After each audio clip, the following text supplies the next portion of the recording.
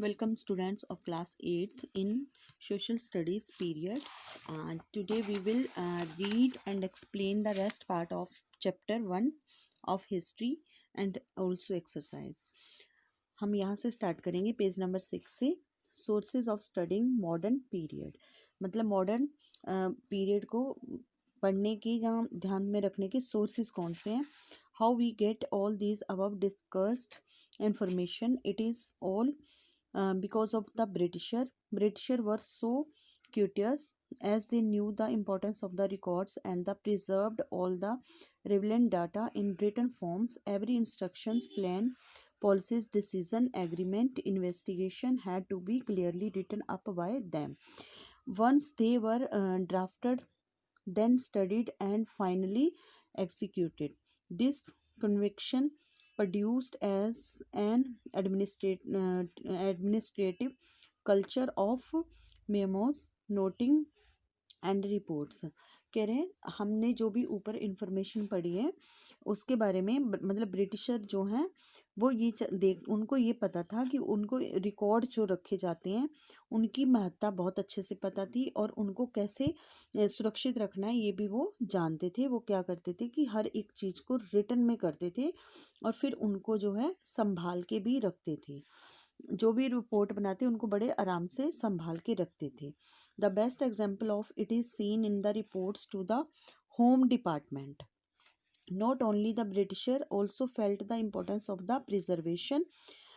They preserved all relevant documents and letters in the record room attached to all administrative institutions. वो क्या करते थे, जो थे डॉक्यूमेंट्स को, जो रिपोर्ट्स थी उनको बनाते भी और उनको सुरक्षित भी रखते. वो जो सारे डॉक्यूमेंट्स और लेटर थे वो रिकॉर्ड रूम में जो भी उनके एडमिनिस्ट्रेशन का या प्रशासन का इंस्टीट्यूट होता वहाँ उसको रिकॉर्ड रूम में सुरक्षित रखते. The village tahsildar's office, the provincial secretariat, the law court official are the known as the official who took care of these records. जो तहसीलदार होते थे उनके ऑफिस में और सेक्रेटरीट होते थे जहाँ कोर्ट, जो लॉ कोर्ट के ऑफिस होते थे वहाँ ये सारे डॉक्यूमेंट्स जो है इनको रिकॉर्ड को बड़े ध्यान से रखा जाता था. The sources for studying the modern period of Indian history are as under. अब जो है मॉडर्न हिस्ट्री को, मॉडर्न पीरियड को पढ़ने के लिए उसके सोर्सेज हमें कहाँ से मिले हैं. फर्स्ट है archaeological sources. These include the building situated all over the country. Some of these are the Gateway of India, India Gate, Parliament House, the Rashtrapati Bhavan etcetera. जो हाँ हमारे सोर्सेज क्या हैं, वो मेन जो बिल्डिंग्स हैं जो हमारे देश में स्थापित हैं वो कौन कौन सी है. Gateway of India, India gate, parliament house और राष्ट्रपति भवन. फिर दूसरा है books, newspaper and magazines. The printing press invented in Germany in the 15th century came into common use in India in the 18th century. मतलब जो है printing press है जो Germany में 15th सेंचुरी में इन्वेंट हुई थी और इंडिया में 18th सेंचुरी तक ये कॉमन हो गई थी. This resulted in the mass printing of books, newspaper, magazines and pamphlets that are sources of information for the historians today. ये जो प्रिंटिंग प्रेस है उसकी जो उस टाइम की जो बुक्स हैं, न्यूज़पेपर है, मैगजीन्स हैं, पेम्फलेट्स हैं, ये सारे हिस्टोरियन के लिए आज सोर्स ऑफ इंफॉर्मेशन है कि पुरानी हिस्ट्री है हम उसको कैसे जान सकते हैं पुराने दिनों को.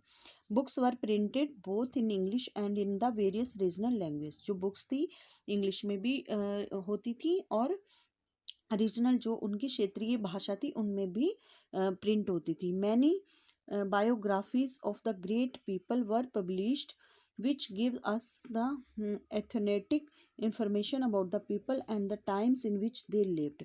जो लोगों की बायोग्राफी होती थी, मतलब दूसरे की कथा लिखनी, जो किसी के जीवन के बारे में लिखना, जीवनी जिसे कहते हैं, ये जो वो मतलब पब्लिश्ड होती थी वो बहुत सारी इंफॉर्मेशन देती थी उस टाइम के बारे में. The archival records of the government of the British India are available in the National Archives of India at New Delhi. There are many archival documents and manuscripts dealing with British India at the India Office Record London.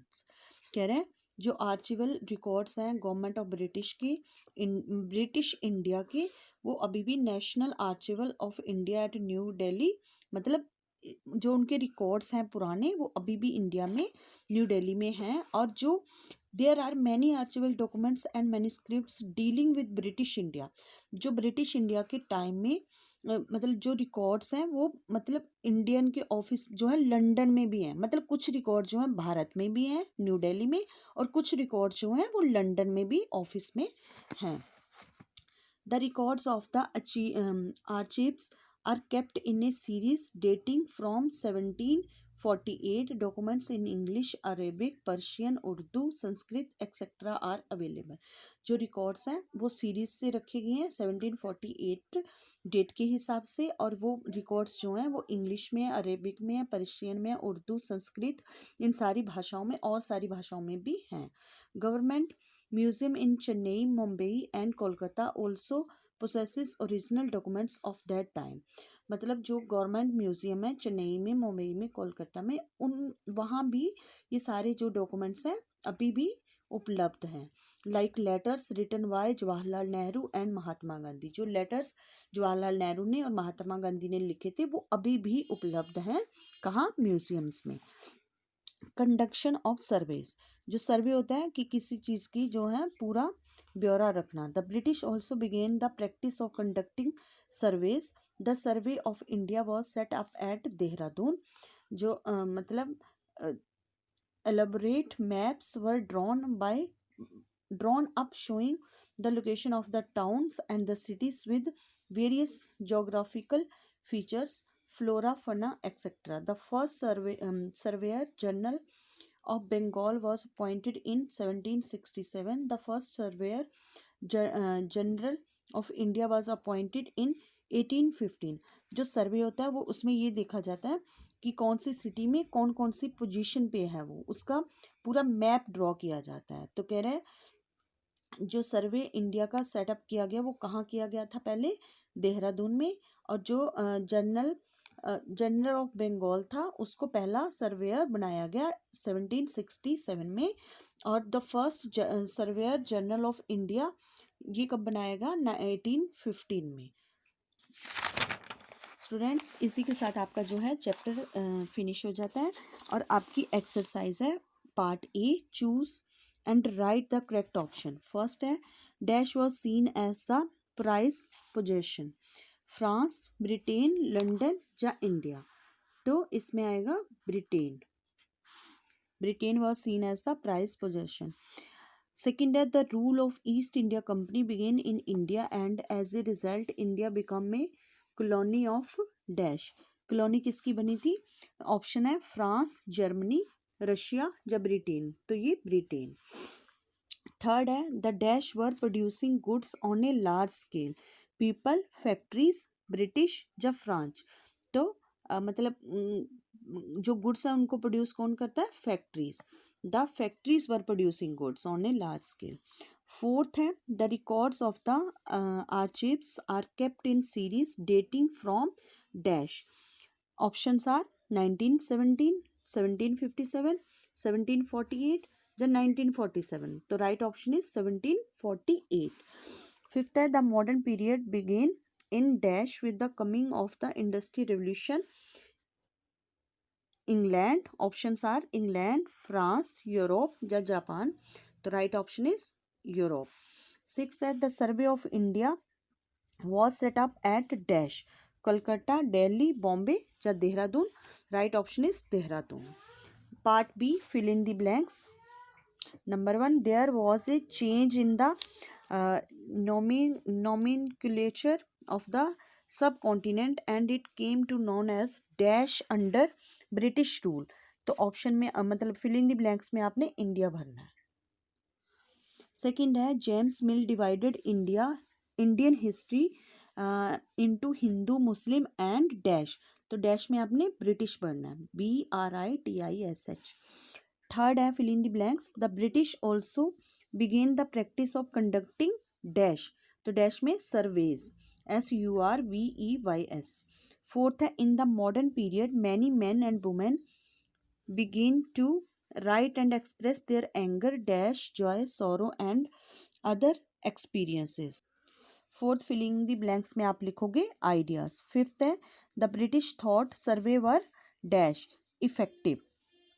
Sixth है the archival records of government of dash India are available in the national archives of India at New Delhi. Fill in the blanks में आप भरोगे British.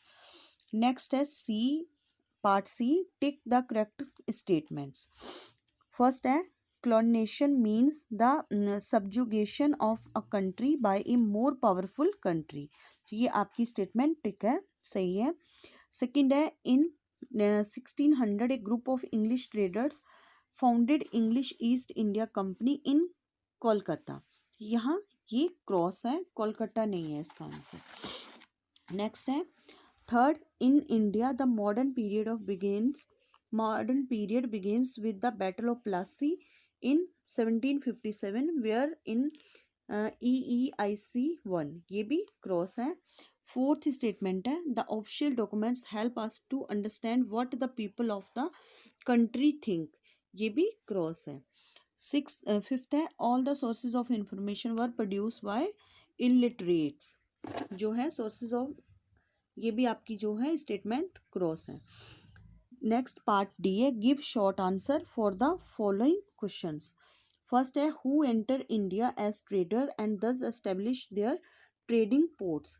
Students इसको आपने who co काट के जहाँ Britisher लिखना है, Britisher enter India as trader and thus establish their trading ports. Second है when did the East India Company occupy Bengal.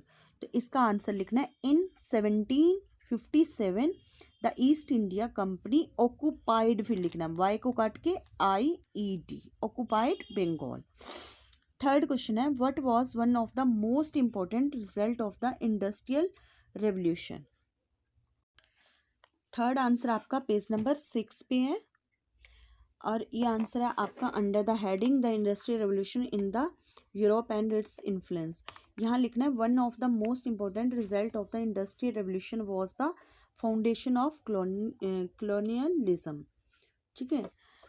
Next अब क्वेश्चन नंबर, ये आंसर आपने 1 से स्टार्ट करके यहाँ तक लिखना है, कॉलोनियलिज्म तक। नो क्वेश्चन नंबर 4 है who was known as the father of history. तो आपने लिखना है Herodotus, HERODOTUS। Herodotus was known as the father of history. Fifth question है in which century printing press is invented in Germany. ये answer आपका page number 7 पे है। इसमें लिखा हुआ है the printing press invented in Germany in the 15th century. ये सेंचुरी तक आपने करना है। Now part E, give long answers for the following questions. First question है how did the British East India Company establish in India and colonize it? First long answer आपका page number 5 पे है। आपको ये यहाँ से लिखना है इन 1600 एक ग्रुप ऑफ इंग्लिश ट्रेडर से लेके यहाँ बैटल ऑफ प्लासी तक। No question second, how did the British change their position from being merely traders to the masters of the Indian subcontinents। Second long answer आपका है page number 6 पे। यहाँ से आपने लिखना है second long answer towards the close of the 19th century. ये यहाँ से शुरू करके फार्मर्स एंड लैंडलॉर्ड्स तक करना है आपको। यहाँ से टूवर्ड्स से स्टार्ट करके और यहाँ से पैराग्राफ के एंड तक लैंडलॉर्ड्स तक इस क्वेश्चन को आपने करना है। No question number third, from where did the modern period start and what were the results of its advent, explain in detail. जो आपका लॉन्ग थर्ड आंसर है वो पेज नंबर 5 पे है। यहाँ से स्टार्ट करना है the term modern was originally से स्टार्ट करके यहाँ rise of the local rulers तक करना है आपको। No question number fourth, how did printing develop in India, name some important magazines, newspapers and periodicals। Fourth long answer है आपका page number 7 पे। इसका आंसर आपने यहाँ से लिखना है, the printing press invented in Germany से लेके और इसको आपने यहाँ तक pamphlet and sources of information history historians today तक लिखना है और इसके साथ ही स्टूडेंट्स आपने कुछ न्यूज़पेपर और मैगजीन्स के नाम लिख देने हैं। Now question number 5, discuss about the survey conducted by the British. ये वाला क्वेश्चन आपका पेज नंबर 7 पे है, under the heading conduction of सर्वे। यहाँ से लिखना है द ब्रिटिश ऑल्सो बिगेन से करके इन 1815 तक। सिक्स आंसर है, where was the national archives first set up in India, what were its main aims. ये आंसर भी आपका पेज नंबर 7 पे है। यहाँ से है डू यू नो वाले पैराग्राफ में, यहाँ से लिखना है the national archives was first set up in Calcutta in 1891 से लेके दिल्ली इन 1911 तक। स्टूडेंट्स इसी के साथ जो है आपका चैप्टर और एक्सरसाइज दोनों कंप्लीट हो गए हैं। So your homework is do exercise and question answers of chapter 1 history in your notebook. Thank you.